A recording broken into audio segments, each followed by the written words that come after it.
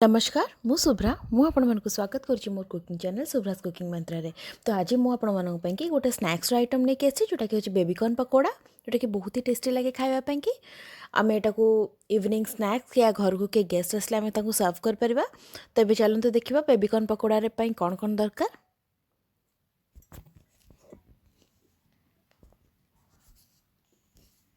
Baby corn pakora कि आमको ये सब सामग्री दरकार। तो फर्स्ट मु बेबीकॉर्न नहीं जोटा कि मार्केट रे बहुत इजीली अवेलेबल। तो मु कॉर्नफ्लोर नहीं मैदा नहीं जी कॉर्नफ्लोर से मैदा लुण नहीं हलदी नहीं अदा रसुण पेस्ट नहीं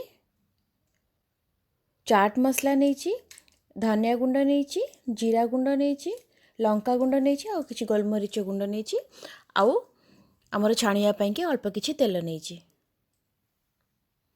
तो फास्ट आम नेक्स्ट स्टेप हूँ मु ऑलरेडी पानी बसई सारी। तो फास्ट आम पानी फुटापी कि आम वेट करवा। तो मुझे अल्प किछि लुण दे दूची।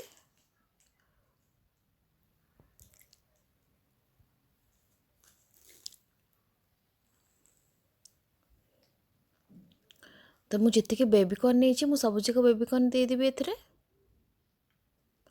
पाखापाखि 5 मिनट आम हाई फ्लेम रे ताको टिके बॉईल करदवा।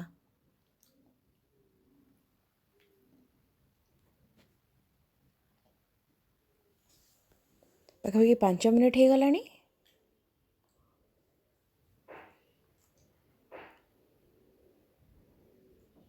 भल से बॉईल भी हो जाए। मु गैस ऑफ करछि और सबुतिक गोटे प्लेट रे काढ़ी दूची।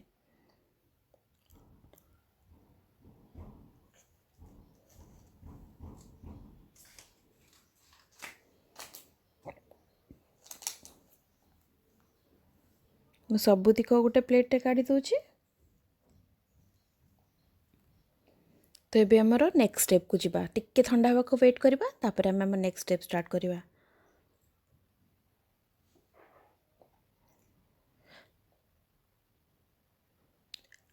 आम यार बैटर रेडी करदबा।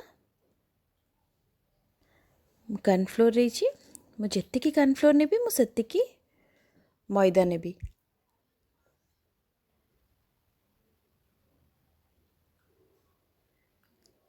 से लंका गुंड ऐड करुछि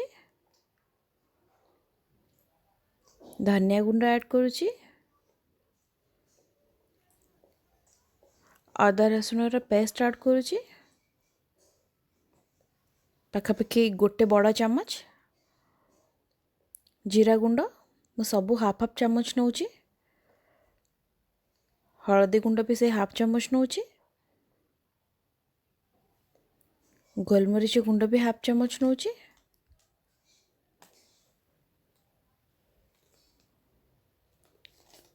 मु चाट मसला ऐड करछि अल्प किछि ऐड करछि आ किछि लास्ट पे रखिछि।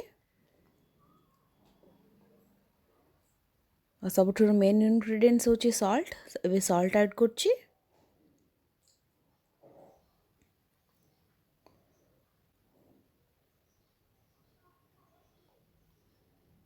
मु अल्प अल्प पानी ऐड करिकि ताको भल से गोटे स्मूथ मिक्सचर बनेबी।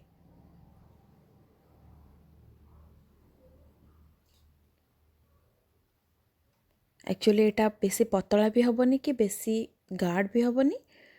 तो मीडियम थिकनेस रहिबो। तो से हिसाब रे हमें देखिकी एथरे पानी ऐड करवा।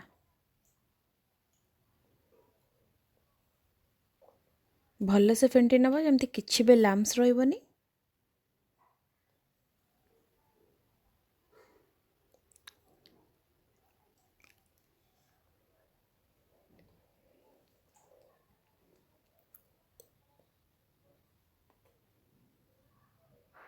तो हम कॉर्न ऑलरेडी ठंडा भी हो गलानी आम बैटर भी रेडी अच्छी। मु सबू कॉर्न जोटा कि आम बॉइल करी रखी सबू बैटर रे दे दूची।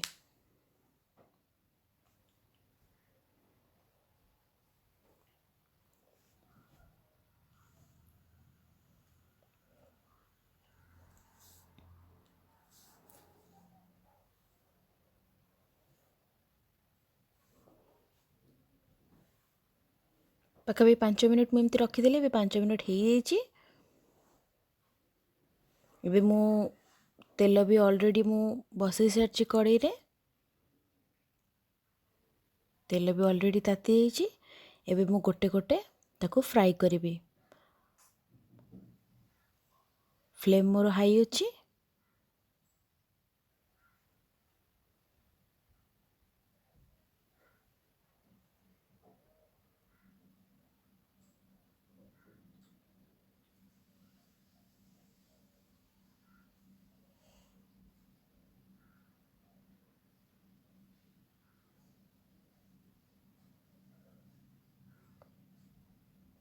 टिके सबू उल्टा पुल्टा करी भल से सबूतिक साइड आम फ्राई करदे।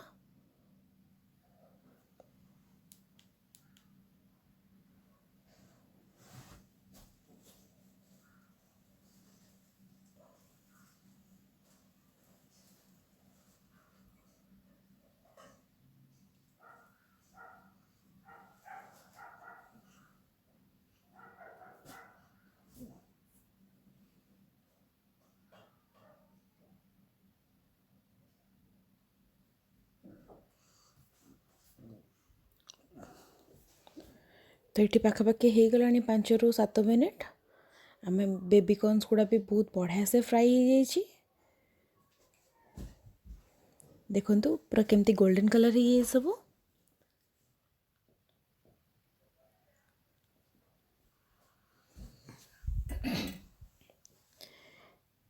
एबे सबूतिक आमर गोल्डन कलर ये एबे गोटे प्लेट रे मु टिश्यू रखी। टिश्यू रखिकी सबूतिक काढ़ी दूची।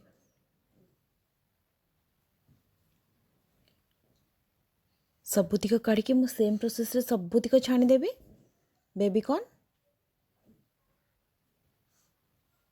एबे रेडी हो आमर बेबी कॉर्न पकोड़ा जोटा कि बहुत ही टेस्टी लगे खायापाई कि सहित आम सलाड सहित आम सर्व कर किसी भी चटनी हो या टमाटो सॉस सहित आम सर्व करवा।